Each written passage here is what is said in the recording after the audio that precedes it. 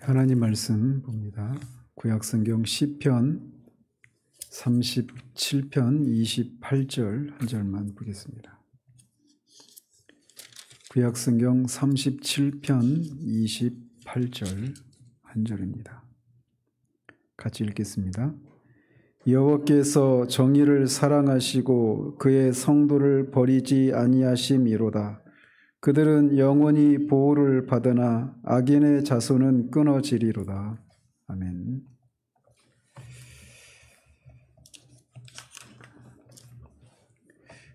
제가 지난주까지 하이델베르크 요리문답을 하면서 참조했던 책을 중심으로 해서 이 하이델베르크 요리문답을 계속 살펴봤는데 계속 제가 마음에 좀 어떤 불편함들이 계속 있었어요. 좀 어려워하시는 것 같기도 하고 그러면서 이제 내용들을 계속 살피면서 그 질문과 답에 충실하지 않고 거기에서 좀 그 논지에서 벗어나는 그런 뭐 반론에 대해서도 그렇고 그거에 대한 답변도 그렇고 그러니까 굳이 그 질문과 답 속에서 다루지 않아도 될 것들까지 다루느라고 본질에서 좀 벗어나는 그런 부분이 없지 않아 있었다 이런 생각이 들어요. 그러다 보니까 굉장히 좀 어렵게 이렇게 다가오고 제가 처음에 하이델베르크 요리문답 일문답을 하면서도 말씀드렸지만 정말 우리에게 사나 죽으나 가장 유일한 위로가 예수 그리스도를 통해서 우리가 구원을 받고 하나님과 관계를 회복하고 성령이 우리 안에 계시다라고 하는 그 사실을 인해서 우리가 유일한 사나 죽으나 우리에게 유일한 위로가 거기인데 그 위로를 충분히 지금 전달하지 못하고 있는 거 아닌가 이런 마음이 들어서 오늘부터는 좀 제가 좀 그 책을 좀 과감히 제가 버렸다는 표현이 좀 그렇고 그 책이 아니라 다른 것들을 좀 참조하면서 이 질문과 답에 충실한 그런 내용으로 이제 좀 살펴보려고 합니다. 그래서 지난주에는 구문답과 신문답을 살폈는데 이게 이 질문이 구문답에서 11문답까지 함께 살펴야 되는 그런 질문입니다. 그래서 워낙에 이 하이델베르크 요리문답은 1년이 52주이지 않습니까? 그래서 총 129문답인데 129문답을 52주로 나누어서 살피는 방식으로 1년에 한 번씩 그렇게 가르쳤었습니다. 원래. 그래서 저도 이제 그 방법을 따라서 오늘부터 그렇게 하려고 합니다. 그래서 지난주에 했던 것을 또 다시 살펴볼 그런 필요가 있어서 오늘 그렇게 하려고 합니다. 주보에는 제가 올리지 못해서 유튜브에 들어가셔서 권사님도 유튜브에 들어가셔서 거기에 제가 구문답 이렇게 올려놨으니까 그거를 이렇게 참조하면서 같이 살펴보도록 하겠습니다. 그래서 구문답에서 11문답 이 세 문답은 그 앞에서 다뤘던 인간의 그 원죄로 말미암아서 인간의 본성이 전적으로 부패했다. 그래서 어떤 영적인 선도 행할 수가 없는 그런 상황이다. 그래서 성령의 거듭나게 하시는 은혜가 아니고서는 그 죄의 비참함에서 벗어날 수가 없다. 이 내용을 앞에서 다뤘단 말이에요. 근데 그것에 반대하기 위해서 던지는 질문과 그 질문에 대한 답 이렇게 구성되어 있습니다. 그런데 이렇게 구문답에서 11문답 이 세 가지 질문은 성경의 근거에서 질문을 한 것이 아니라 사람들의 사회, 인간 사회에서 경험하는 그런 것들의 근거에서 그 경험의 근거에서 하나님도 이렇게 하셔야 되지 않느냐 이런 식으로 질문을 하는 겁니다. 그래서 이를테면 구문답 같은 경우는 인간 사회에서 어떤 법이 인간이 지키기에는 너무 어려운 그런 법이 있을 수 있지 않습니까? 그런 경우에는 어떻게 합니까? 일반적으로 그 법에 따르면 너무나 많은 범죄자를 양산을 하니까 그런 경우는 어떻게 해요? 그 법을 개정하거나 좀 완화하죠. 그죠? 그런 인간의 경험에 근거해서 하나님이 뭔가 이렇게 율법을 더 이상 지킬 수 없는데 전적인 그 본성이 타락해서 전적으로 부패하고 무능력해서 어떤 영적인 선도 행할 수가 없는데 어떻게 그 율법을 그냥 계속 그것을 지키라고 하느냐 이런 것을 가지고 이제 하나님께 이런 구문답을 통해 그 질문을 통해서 인간 사회에서 일어나고 있는 이런 경험들을 이렇게 하나님께 적용하는 이런 식이라는 것이죠. 그래서 그런 것들을 이제 구체적으로 살펴가면서 이제 말씀을 보도록 하겠습니다. 자, 그래서 구문답 같이 한번 읽어보도록 합니다. 하나님께서 사람이 행할 수 없는 것을 그의 율법에서 요구하신다면 그것은 부당한 것이 아닙니까? 전혀 그렇지 않습니다. 하나님께서는 그것을 이행할 수 있도록 사람을 지으셨으나 사람이 마귀의 꾀임에 빠져 고의적으로 불순종함으로써 그 스스로 이 은사들을 빼앗겼으며 또한 그로 인하여 그 모든 후손도 이 은사들을 빼앗긴 것입니다. 자, 이 구문이 말하고 있는 것은 앞에 8문의 그 마지막 그 부분에서 이렇게 말을 했어요. 인간이 이렇게 전적으로 부패한 본성을 가지고 있기 때문에 어떤 영적인 선도 행할 수가 없다. 그래서 성령으로 거듭나지 않는 한 영적인 선은 전혀 행할 수 없고 오직 온갖 악만 행할 뿐이다. 이렇게 결론을 맺어요. 팔문답에서. 자, 그렇게 되면 인간이 어떻게 해야 되겠습니까? 무엇을 구해야 되겠습니까? 성령의 거듭남을 구해야 되지 않겠어요? 인간의 본성이 그렇다라면. 그런데 그것을 구하지 않고 이렇게 질문을 하는 겁니다. 즉 하나님이 여전히 율법을 지킬 것을 요구하는 것은 율법을 지킬 수 없는 그런 상태인 인간에게 그렇게 요구하는 것은 부당한 것이 아니냐 이런 식인 거예요. 성령으로 거듭나기를 소망해야 되는데 그것이 아니라 하나님의 법을 조금 인간의 수준으로 좀 낮춰야 되지 않느냐 이런 식으로 질문을 하는 겁니다. 그래서 우리가 앞에서도 제가 말씀드린 것처럼 인간 사회에서 이런 모습이 흔히 발견되죠. 그것을 하나님에게 적용하고 있는 겁니다. 즉 인간 사회에서 보면 종종 어떤 법의 경우에는 너무나 지키기 어려워서 그 법을 그대로 두었다가는 정말 수많은 범죄자들이 양산이 되니까 그 법을 개정해서 완화하거나 이런 식으로 그 법이 요구하는 것들을 좀 완화시키는 이런 일을 한단 말이죠. 왜냐하면 법이라고 하는 것을 지키지 않는 법은 유명무실한 거잖아요. 법은 반드시 지켜져야만 합니다. 그런데 그 법에서 요구하는 것이 너무 높으니까 그것 때문에 너무나 많은 범죄자가 양산이 되면 이제 완전히 이 세상이 범죄자 세상이 되고 마니까 그렇게 둬서는 안 되니까 법을 낮추는 거예요. 법에서 요구하는 수준을. 그런 것처럼 사람이 지킬 수 없는 율법, 인간이 타락해서 전적으로 부패하고 무능력해서 영적인 선을 전혀 행할 수 없는데 그런 인간에게 지킬 수 없는 율법을 좀 하나님이 수준을 좀 낮춰주시든지 그렇게 해야 되지 않느냐라는 겁니다. 그래서 지킬 수가 없는 인간에게 그것을 지키도록 요구하는 것은 부당한 것이 아닙니까? 이렇게 항변을 하는 겁니다.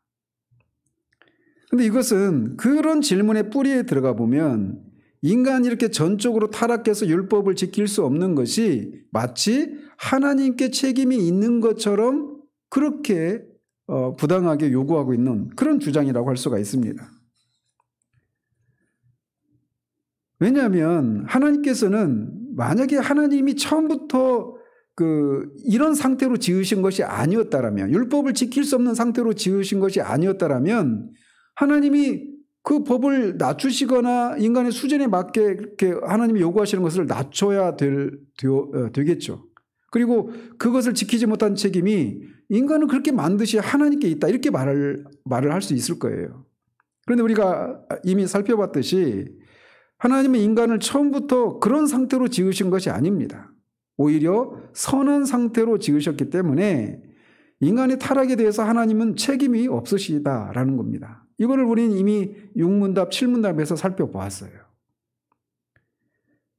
그리고 인간이 하나님의 율법을 지킬 수 없는 상태가 된 것은 인간이 마귀의 꼬임에 빠져서 고의로 하나님의 뜻에 불순종한 결과 초래된 것이기 때문에 율법을 지키지 못한 그런 상태에 빠져서 그 죄의 비참한 가운데 있는 것은 전적으로 인간의 책임이란 말이죠. 그리고 이렇게 고의로 하나님의 뜻에 불순종한 결과 하나님이 그 타락하기 전에 인간에게 주셨던 은사들을 잃어버렸다라는 겁니다. 그 은사들이라고 하는 것이 율법을 지킬 수 있는 그런 것과 관련된 은사들이라면 그 골로새서와 에베소서에서 말하고 있는 것처럼 새 사람을 입으라라고 할 때 참된 의와 거룩함과 진실함 이걸 말하지 않습니까? 그래서 참된 의와 거룩과 이 진실함이라고 하는 그 은사들을 잃어버렸기 때문에 하나님의 율법을 지킬 수가 없는 상태가 되었던 거예요. 누구 때문에? 인간 스스로. 고의로 그런 불순종을 했기 때문에 그런 은사들을 잃어버렸고 그래서 하나님을 기쁘시게 할 수 있는 일을 할 수가 없고 죄의 비참한 가운데 빠지게 된 거란 말이죠.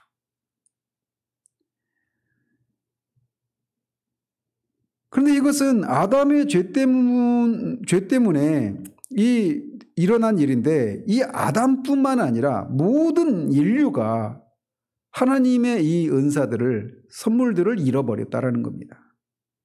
그래서 모든 사람들이 다 이 선물을 잃어버리고 죄의 비참한 가운데 빠졌다라는 것이 성경이 우리에게 말해주고 있는 거예요. 그런데 이것을 사람들이 쉽게 받아들이지를 않는다라는 것이 문제인 거죠. 그래서 이 8문답에서도 이 6, 7, 8문답에서 인간의 전적인 부패와 타락에 대해서 말하고 있는데 그것을 그렇기 때문에 성령의 거듭남이 아니면 안 된다 이렇게 말하는데 인간이 그 성령의 거듭남을 구하는 방향으로 가지 않고 이렇게 요구한다라는 거예요. 그래서 이 인간의 전적인 원죄로 말미암은 인간의 전적인 부패와 무능력 이것을 사람들이 쉽게 받아들이는 내용이 아니란 말입니다. 특히나 오늘날과 같은 이런 개인주의적인 성향이 강한 현대인들에게는 더더욱 그렇죠. 그렇지만 하나님이 보시기에는 아담 안에서 인류를 한 혈통으로 지으셨기 때문에 사람은 하나로 묶여져 있다는 겁니다. 영원하신 하나님께 보실 때 아담 안에서 그리고 아담과 함께 모든 인류가 죄를 지은 것이에요. 아담이 죄를 지을 때 모든 인류가 죄를 지었다는 겁니다.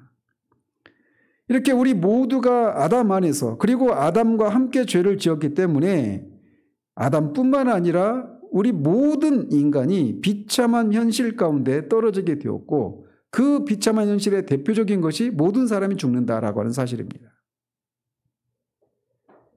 자, 그런데 이런 것을 감안하고도 율법을 지킬 수 없는 인간에게 율법의 수준을 낮춰주시지 않고 여전히 율법을 요구하시는 하나님은 부당하시지 않느냐라는 거예요. 모든 사람이 이렇게 아담 안에서 죄를 지어서 선을 조금도 행할 수 없는 상태가 되었다면 그런 인간의 수준에 맞게 하나님께서 다른 방법을 어떤 해결책을 내놓으셔야 되지 않느냐 이런 생각을 가질 수 있다는 것이죠. 즉 아담에게 요구했던 하나님의 뜻에 절대적으로 순종하는 이것을 여전히 하나님이 모든 인간들에게 요구하시는 것이 원칙적으로 맞다고 쳐요. 그런데 감정적으로도 우리가 거기에 동의가 되느냐라는 겁니다. 심정적으로 거기에 동의가 되느냐라는 거예요. 여러분은 이런 질문에 대해서 어떤 생각을 가지십니까? 이게 굉장히 중요한 질문입니다. 이게. 복음을 이해하는 데 있어서 이 부분에 대한 이해가 없으면 복음을 이해할 수가 없어요. 이렇게 상황이 바뀌었단 말이에요. 아담의 타락으로. 그래서 상황이 바뀌었는데도 하나님께서는 태초에 타락하기 전에 아담에게 요구하셨던 그 원칙을 조금도 양보하지 않으십니다. 절대적인 순종을 요구해요. 뭐에? 하나님의 뜻에. 그 하나님의 뜻이 뭘로 나타났어요? 율법. 그래서 율법에 절대적으로 순종해야 된다는 겁니다. 하나도 어기면 안 되고 항상 지켜야 된다는 거예요. 모든 것을 항상 지켜야 된다. 이게 하나님의 절대적인 원칙이에요. 그런데 그것을 지킬 수가 없는 상태가 되어버렸는데 인간이. 근데 여전히 그것을 바꾸고 있지 않다라는 겁니다. 여기에 대해서 우리가 원칙적으로만이 아니라 심정적으로도 거기에 동의를 하느냐라는 거예요.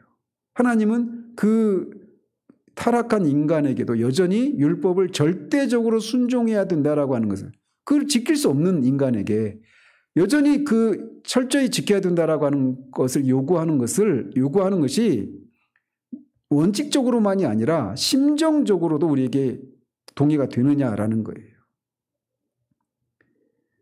이런 말씀을 드리는 이유는 이 문제를 우리가 철저하게 생각해야 한다는 겁니다. 이 문제에 대해서 우리가 분명히 해야 복음에 대한 분명한 이해를 우리가 가질 수가 있는 거예요. 이 문제를 진지하게 생각하지 않고 단순히 그냥 지적으로만 동의하는 것은 옳지가 않습니다. 왜냐하면 그런 사람은 시험이 올 때 넘어지기 쉽습니다. 그래서 우리는 이 문제를 철저하게 생각해서 지적으로만이 아니라 심정적으로도 인간이 비록 타락을 해서 율법을 지킬 수 없는 상태임에도 불구하고 하나님이 그런 인간에게도 여전히 타락하기 전에 아담에게 요구하셨던 하나님의 뜻에 철저하게 완전하게 순종해야 된다라고 요구하는 것이 지적으로 뿐만 아니라 심정적으로도 옳은가? 라고 하는 이 질문에 예스라고 하는 답을 우리가 가질 수 있어야 돼요. 하나님의 요구가 부당한가라고 하는 그 문제를 지적으로만이 아니라 심정적으로도 바르게 우리가 이해라고 대답할 수 있으려면 어떤 것에 대한 이해를 가져야 되느냐면 하나님의 의에 대한, 하나님의 의가 무엇인가에 대한 바른 이해를 가져야만 합니다.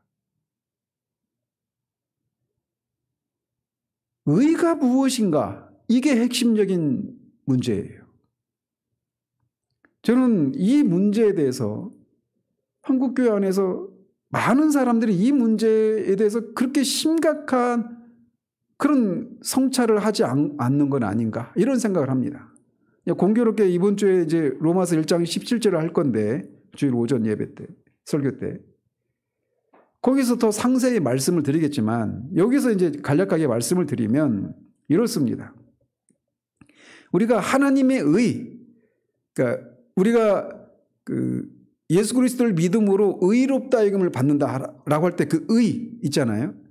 그 의라고 하는 개념은 언약의 관계를, 언약을 잘 지키는 것, 이것을 의미하는 겁니다. 그래서 언약을 잘 지켜서 옳다, 하나님이 옳다고 인정하는 그 상태, 그게 의예요. 그러니까 의라고 하는 개념은 언약과 관련된 용어라는 겁니다. 사람이 타락하고 의적인 측면에서 보면 불의한 상태가 되었잖아요. 그죠? 근데 사람이 불의하게 된 것은 왜 그랬습니까? 하나님의 언약을 어겼기 때문에 그래요.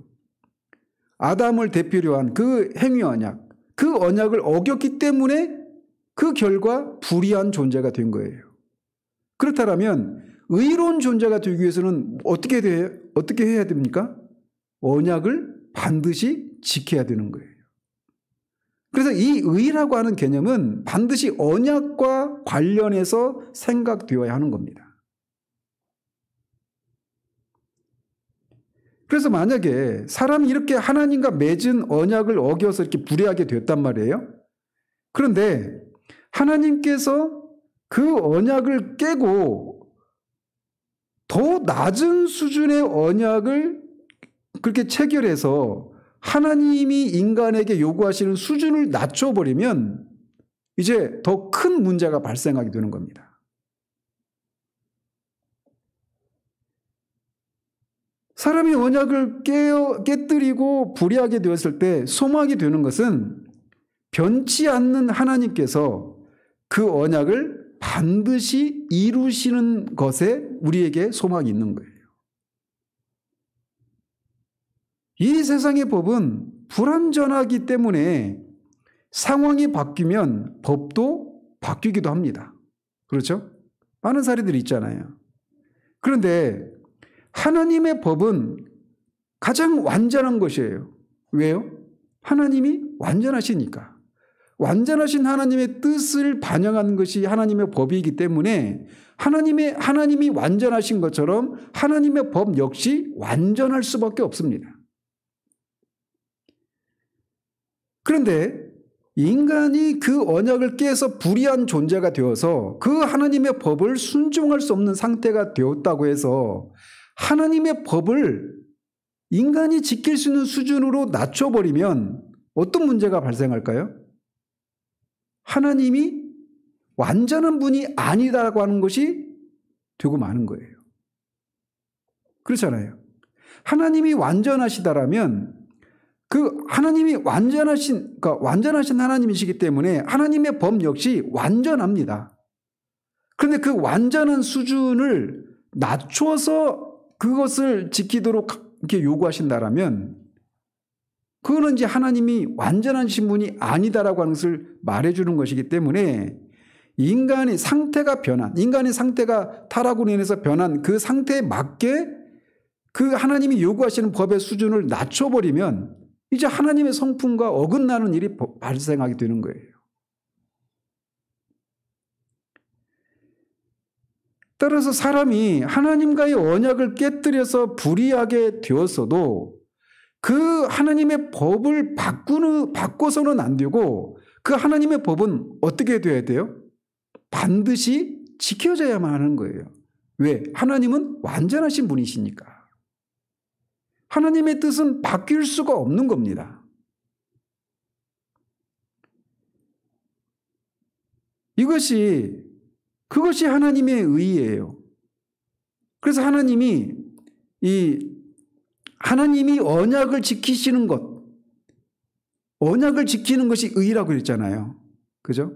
근데 언약을 지키는 것이 의인데 우리는 하나님의 언약을 어기고 불의한 상태가 되어버렸어요. 근데 하나님의 언약을 이제 지킬 수가 없어요. 그리고 그 하나님의 언약을 하나님도 바꾸실 수도 없어요. 그러면 우리가 의롭게 되는 길은 한 가지밖에 없죠. 어떻게 돼야 돼요? 하나님의 언약을 하나님이 지키셔야 하는 거예요. 그리고 거기에 우리의 소망이 있다는 겁니다. 우리에게는 하나님의 언약을 지킬 수 있는 능력이 이제 없어요. 그리고 하나님의 언약은 반드시 지켜져야만 합니다. 그런데 그거는 우리는 지킬 수 없고 그 언약을 바꿀 수도 없고 그렇다면 유일한 소망은 뭐냐? 그 언약을 우리가 아닌 하나님이 지키셔야만 한다는 겁니다.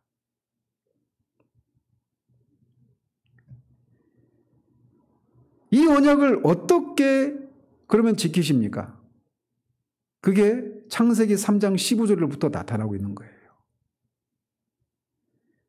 의로우신 하나님께서는 범죄한 아담에게 죽음을 선포하셨습니다. 언약을 어겼으니까, 하나님의 뜻을 어겼으니까 그가 죄인이라고 말하고 그 죄에 대한 형벌을 언도하셨어요. 그런데 동시에 여자의 후손, 즉 결국은 예수 그리스도를 가리키죠. 예수 그리스도를 약속하셨습니다. 이 하나님의 의로 인해서 우리에게 구원의 길이 열리게 된 거예요.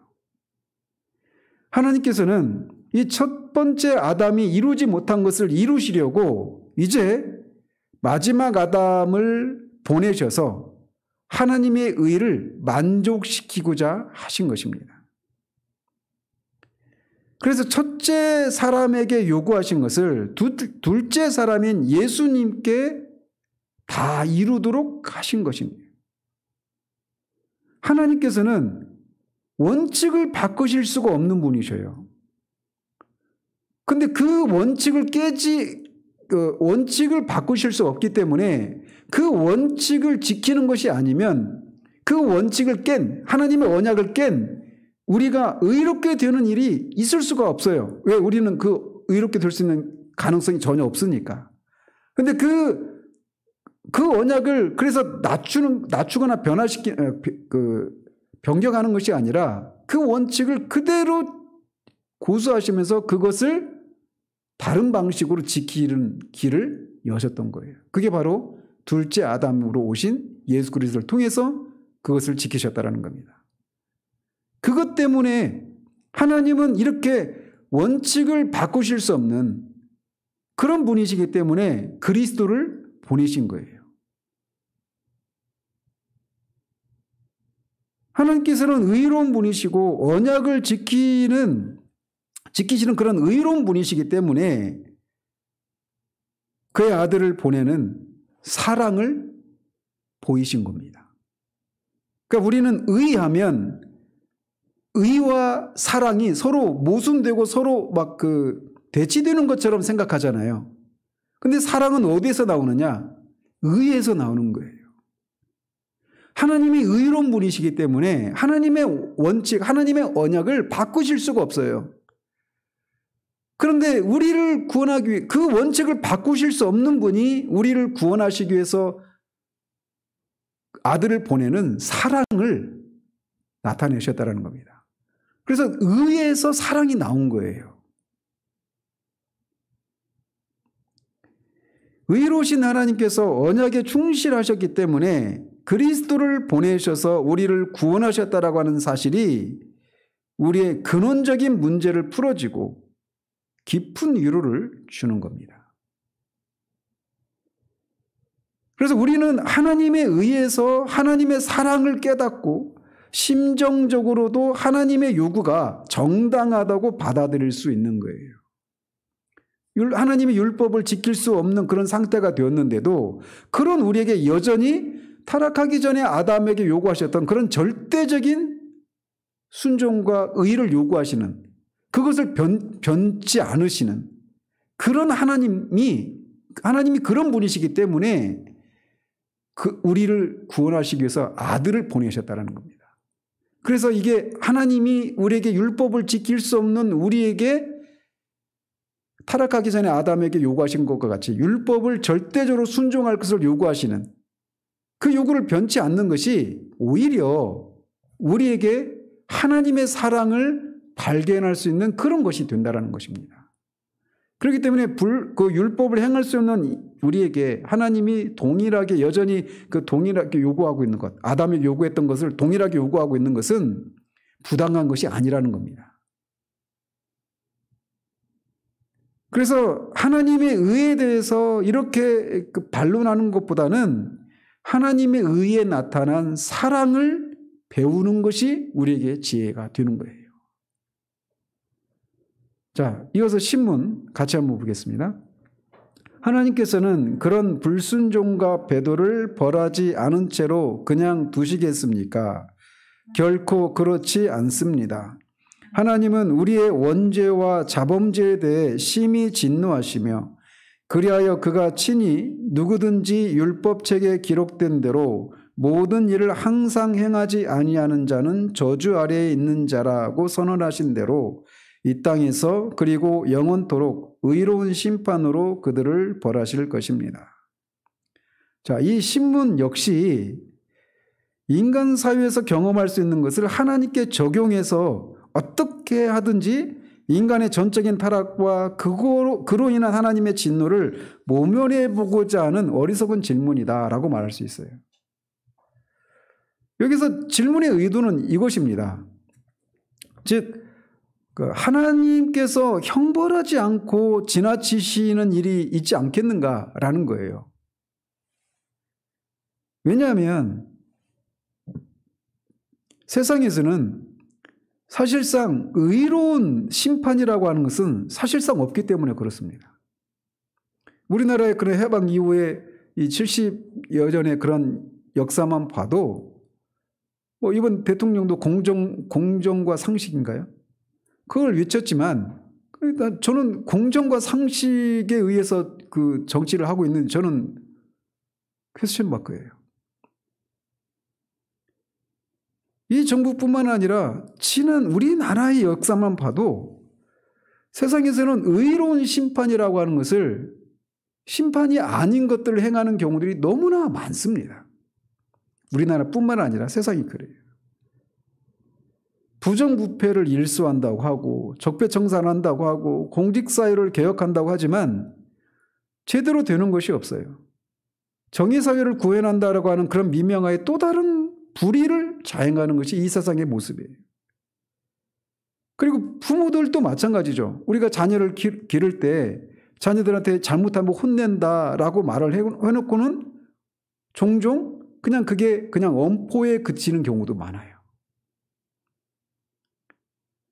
이런 인간사회에 비춰볼 때 하나님께서도 율법을 어기는 자에게 심판을 내리신다라고 말씀을 하셨지만 실제로는 형벌을 내리지 않으시고 그냥 지나치시는 건 아닌가라고 묻고 있는 거예요.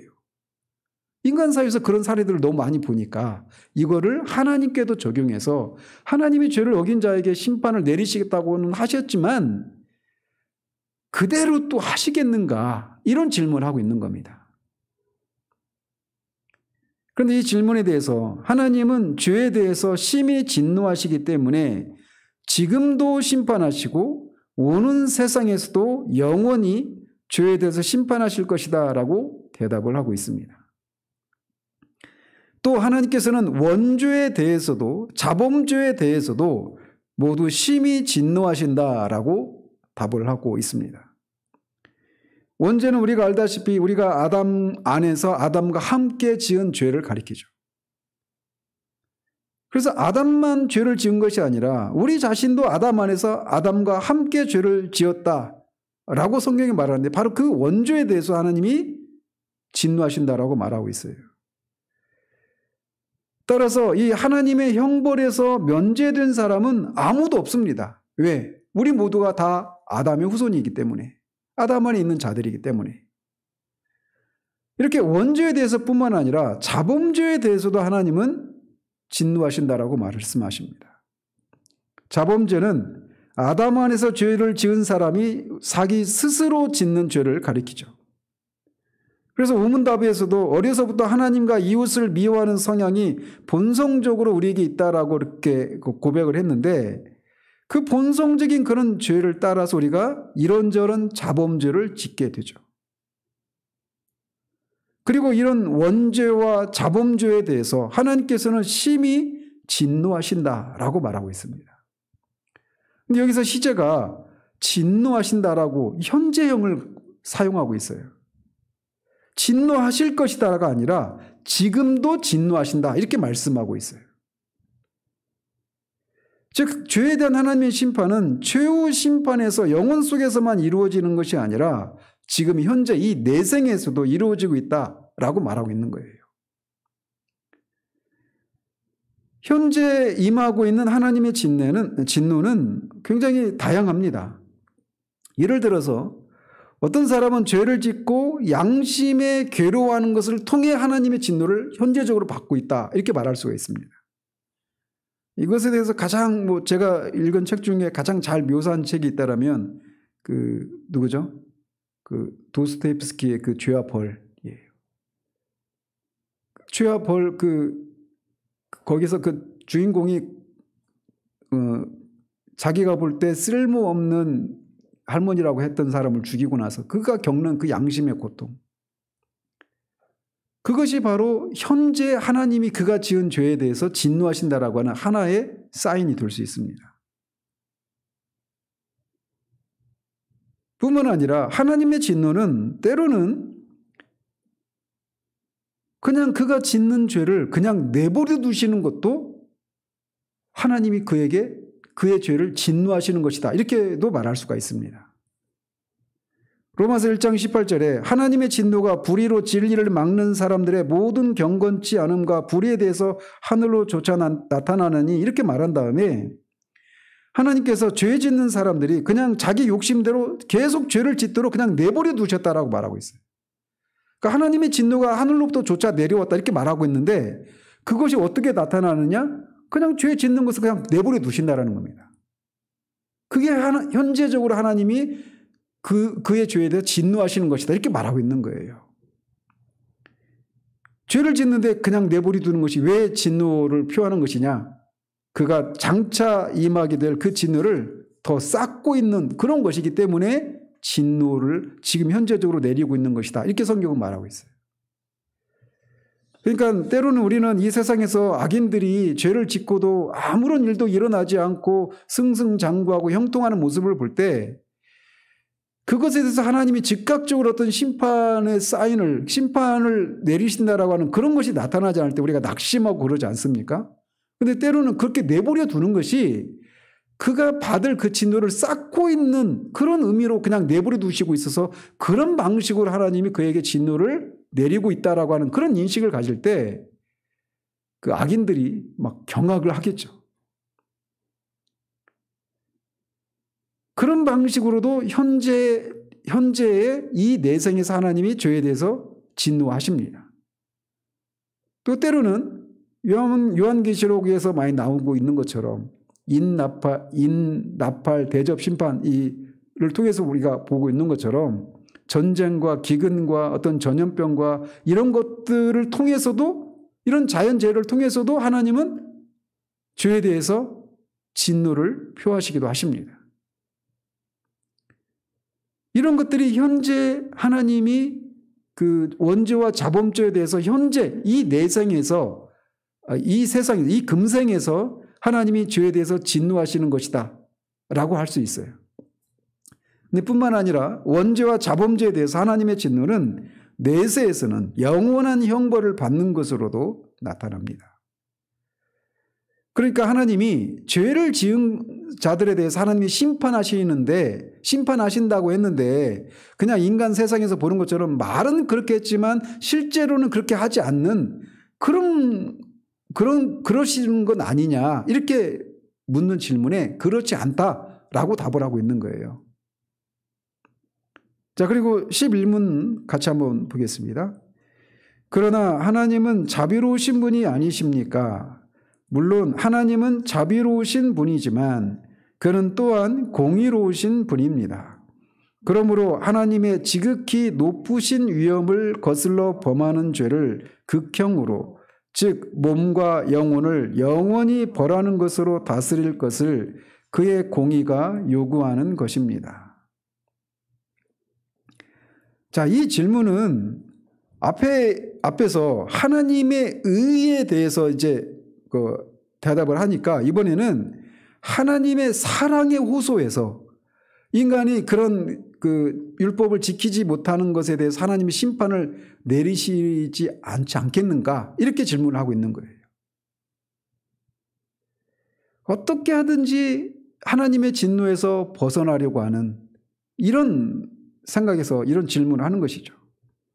그래서 그가 호소하는 논리는 이거예요. 하나님은 자비하신 분이 아닙니까? 의로우실 뿐만 아니라 사랑이 많으셔서 또 용서해 주시지 않겠습니까? 이렇게 질문을 하고 있는 거예요. 즉 다른 말로 말하면 이 세상에서는 벌을 많이 내리셨으니까 저 세상에서는 금생에서는 그냥 용서해 주시지 않을까요? 라고 그렇게 말하는 것이기도 합니다. 이 세상에서 고통을 많이 당했으니까 그냥 용서해 주시든지 아니면 가톨릭에서 말하는 것처럼 연옥이라고 하는 데서 가서 고통을 당해서 정결하게 한 다음에 결국은 천국으로 올려 보내주셔서 결국은 용서를 해 주시지 않겠습니까? 왜? 하나님은 자비로운 분이시니까. 이렇게 질문을 하고 있는 거예요. 그래서 이 질문은 앞에 그 두 가지 질문보다는 조금 더 이렇게 누그러진 질문이라고 할 수 있죠. 왜요? 앞에 두 질문은 어떻게 하든지 이 하나님의 진노를 안 받으려고 하는 그런 어떤 논리를 개발하면서 질문한 거잖아요. 그런데 여기서는 그래도 벌을 내리시긴 하지만 그래도 궁극적으로는 하나님이 사랑의 하나님이시니까 자비로운 분이시니까 우리의 죄를 용서해 주시지 않을까요? 이렇게 어떤 가능성이 있는지를 묻고 있는 거란 말이죠. 그러나 이 질문이 어떤 부드러운 대답을 기대하지만 답은 역시 엄격한 답을 제시하고 있습니다. 하나님은 자비로운 분이시지만 동시에 의로우신 분이다라고 대답을 하고 있어요. 자, 여기에서도 우리가 살펴보아야 될 개념이 자비와 의라고 하는 단어입니다. 오늘 아침에도 무비보셋에게 다윗이 하나님의 은총, 헤세드를 베풀기를 원한다 이렇게 말을 했잖아요. 거기서도 말씀드렸지만 여기서 자비라고 하는 단어는 헤세드라고 하는 단어입니다. 히브리어로. 근데 이 자비라고 하는 것은 단순한 사랑이 아니라 하나님의 언약에 근거한 사랑이에요. 아까 의에 대한 개념도 하나님의 언약에 근거한 것이라고 그랬잖아요. 하나님의 언약을 지키면 의롭고 어기면 불의하고, 의와 불의를 나누는 기준은 하나님의 언약이에요. 마찬가지로 자비 역시 그냥 불쌍한 사람을 막 한없이 불쌍히 여기는 그냥 어떤 감정이 동한 그 불쌍히 여기고 이런 개념이 아니라 이 헤세드라고 하는 단어는 언약에 근거한 사랑이에요. 그래서 불쌍한 사람에 대한 어떤 무조건적인 동정 이런 게 아니라는 거죠. 그래서 은혜로 맺으신 언약을 따라서 베푸시는 사랑, 이걸 헤세드라고 말하는 거예요.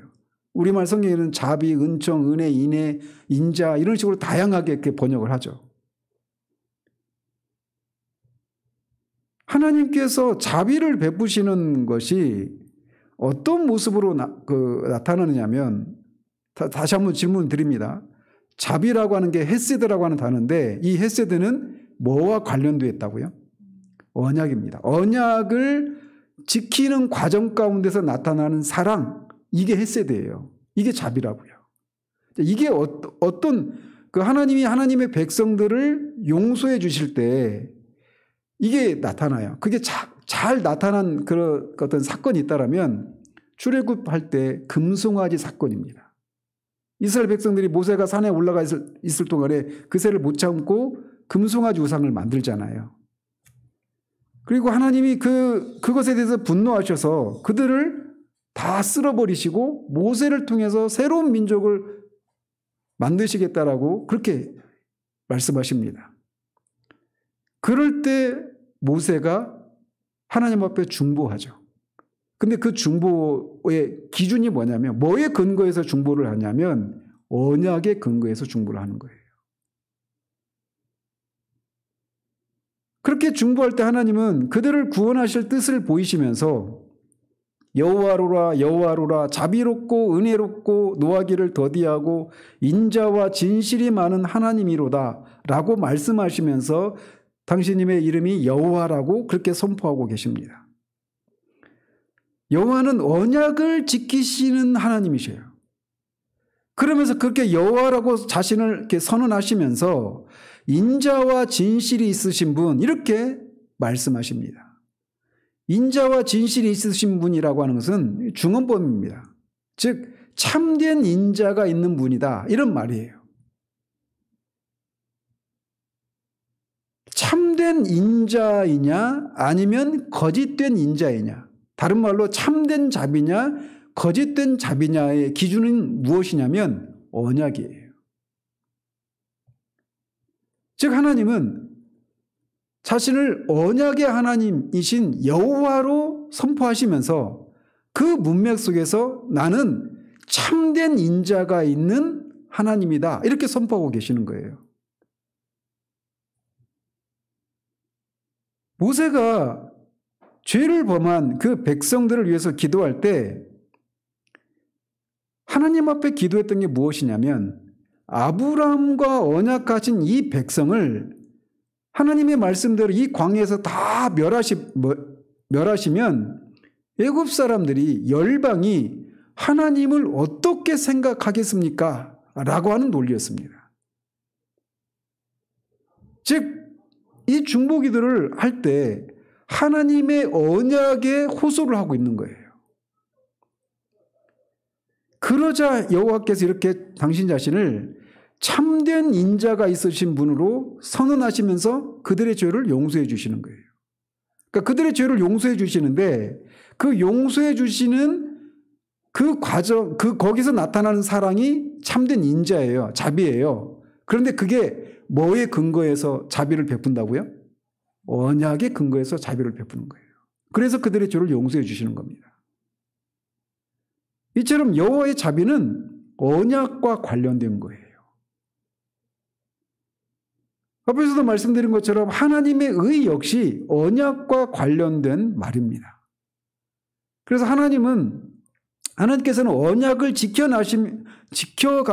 지켜나가시면 이게 의로운 것입니다. 그래서 언약을 이루어 나가시기 위해서 때로는 이스라엘을 심판을 하시기도 하시고 그들이 회개할 때는 그들에게 구원을 베푸시기도 하시는 거예요. 그런데 그들을 구원하실 때 왜 그들을 구원하시느냐면 그냥 불쌍하니까 구원하는 것이 아니라 뭐에 근거해서 그들을 구원한다고요? 언약에 의해서 그들을 구원하는 겁니다. 그래서 로마서 1장 17절에 복음에는 하나님의 의가 나타났다라고 말을 하고 있어요. 우리가 흔히 하나님의 의라고 말하면 심판의 개념으로 우리가 생각하잖아요. 마틴 루터 역시 그 복음을 이해하지 못할 때는 그렇게 들었습니다. 그런데 성경에서 의가 때로는 구원을 나타나는 경우도 있어요. 하나님이 언약을 이루셔서 구원을 베푸시는 것, 그것이 하나님의 의입니다. 그런데 그게 복음에 들어있다는 거예요. 언약을 중심으로 자비와 의를 생각하면 이 두 말이 반대되는 것이 아니라고 하는 것을 우리가 알 수가 있습니다. 이 세상에서는 사람들이 타락했기 때문에, 그래서 불완전하기 때문에 자비와 의가 서로 충돌을 일으키는 것처럼 생각되어져요. 그리고 실제로 사람 안에서 그런 것들을 우리가 봅니다. 실제 사람들 안에서. 그래서 사랑이 많고 온유한 사람은 뭐가 부족한 경우가 많아요? 의가 부족한 경우가 많아요. 원칙이 없어요. 그래서. 근데 원칙이 있는 사람은 대체적으로 또 사랑이 부족한 경우가 많습니다. 그래서 이 자비와 의라고 하는 것이 서로 충돌을 일으키는 것처럼 생각된단 말이죠. 그런데 성경에서 말하는 자비와 의는 하나님의 언약을 중심으로 나타나는 것이기 때문에 이 자비와 의가 서로 충돌을 일으키는 게 아니에요. 그래서 하나님께서 사람을 구원하시는 일, 이것은 하나님의 의를 이루는 일이고 동시에 하나님의 자비를 나타내는 일이에요. 왜요? 무엇을 통해서 그런 일을 하십니까? 하나님의 언약을 지키심으로 그들을 의롭다고 하시고 또 동시에 하나님의 자비를 나타내는 것이기 때문에 성경에서는 자비와 의가 서로 충돌을 일으키는 게 아니라는 거예요. 하나님의 의에서 하나님의 자비가 나오는 거예요. 그래서 의와 언약은 또 자비와 언약은 항상 함께 가는 개념입니다. 따라서 하나님의 의가 없다면 하나님의 자비, 참된 자비도 나타나지 않는 거예요. 왜요? 하나님의 의도 언약을 지키는 것이고 자비도 언약을 지키는 과정 속에 나타나는 것이기 때문에 하나님의 의가 없으면 하나님의 자비도 없는 거예요. 진정한 자비가. 그래서 하나님의 의가 있기 때문에 하나님의 의로우신 분이시기 때문에 그리스도에게 그 죄값을 반드시 물으셔야만 하는 거예요. 그리고 그것을 그리스도에게 물으신 것이죠. 그리고 또 동시에 이런 하나님의 의가 드러나는 그 장소에서 또 동시에 하나님의 자비가 나타나는 겁니다. 그것이 가장 한 곳에 만난 장면이 어디예요? 예수 그리스도의 십자가죠. 그래서 그리스도의 십자가에서 하나님의 공의와 자비가 이렇게 현저하게 드러났다는 겁니다. 그렇기 때문에 자비와 의를 떼놓고 얘기할 수가 없는 거예요. 그렇기 때문에 이런 질문, 하나님은 자비로우시니까 그 의의를 요구하시지 않고 그래서 우리를 형벌하시지 않는 건 아닙니까? 라고 하는 질문에 아니다라고 답을 해야 되는 이유가 바로 거기에 있는 거예요. 그러면서 이 11문에서는 그 답변에서 죄에 대해서 본질적인 것을 가르치고 있어요. 죄가 뭐냐? 하나님의 지극히 높으신 엄위를 거슬러 범하는 것, 이렇게 정의를 내리고 있습니다. 우리는 죄를 짓는다라고 할 때는 많은 경우에 사람에게 죄를 짓는 경우들이 많잖아요. 훨씬 더 많잖아요. 그런데 여기서는 죄는 사람에게 짓는 것이다 이렇게 말하고 있지 않고 지극히 높으신 엄위를 거슬러서 범하는 것이다. 하나님의 지극히 높으신 엄위를 거슬러서 범하는 것이다 라고 해서 모든 죄는 하나님께 짓는 것이다 이렇게 말을 하고 있는 거예요.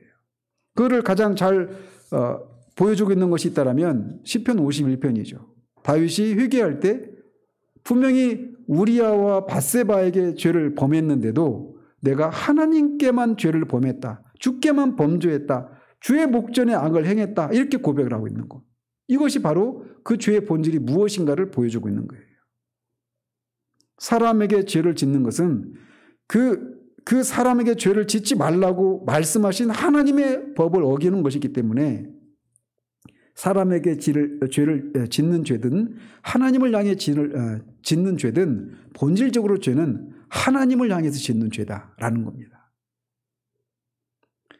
그리고 모든 죄는 이렇게 지극히 높으시고 어미로우신 분을 향해서 짓는 죄이기 때문에 모든 죄는 그것이 지극히 작은 것이라 해도 하나님의 지극히 높으신 어미를 거슬러 짓는 것이기 때문에 이 세상과 오는 세상에서 영원한 형벌, 극형을 받게 된다라고 말하고 있습니다.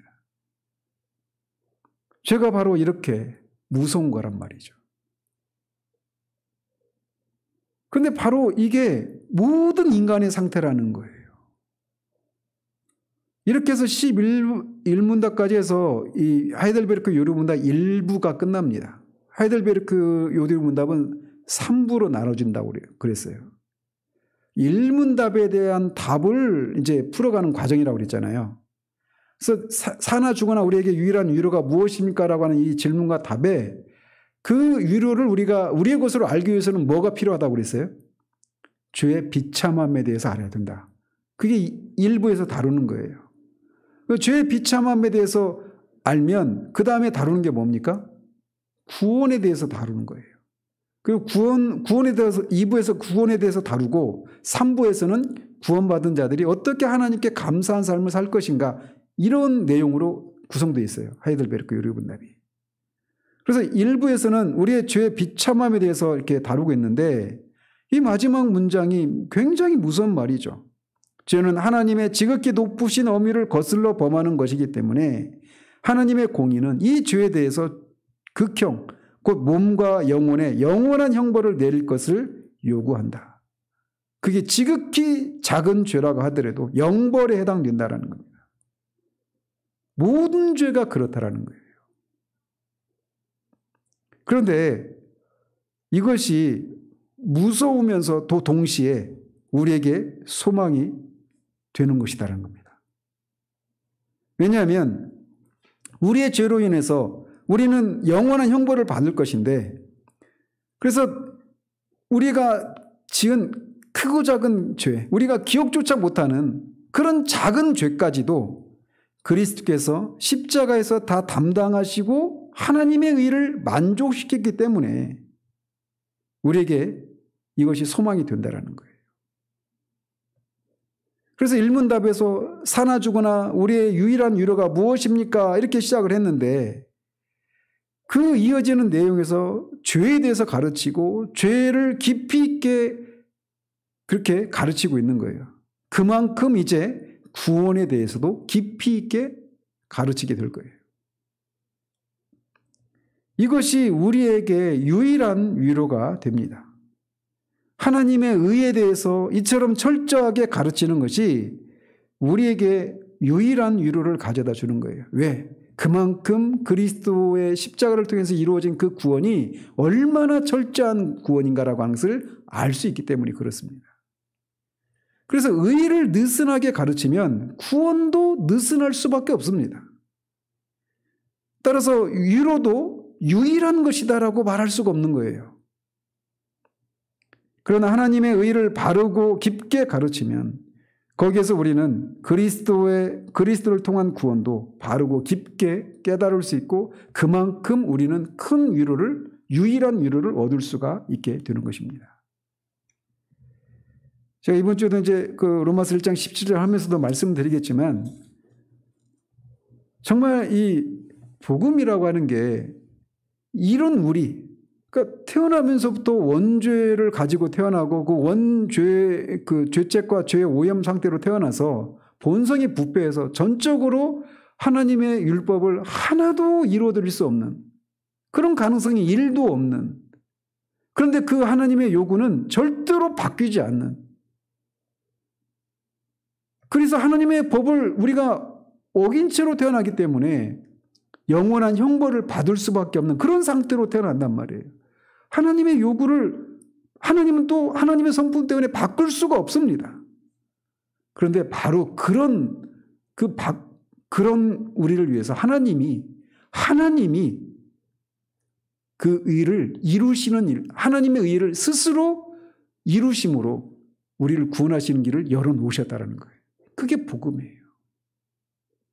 그러면 우리가 이 죄에 대한 이런 깊은 이 통찰을 가지고 하나님의 의에 대해서, 하나님의 자비에 대해서 바른 이해를 가지고 우리가 출발을 하고, 그러면서 이런 우리를 위해서 하나님이 이제 어떤 일을 하셨는가, 우리의 구원을 위해서 어떤 일을 하셨는가, 이거를 이제 12문답부터 살펴가도록 하겠습니다. 기도하겠습니다. 하나님 아버지,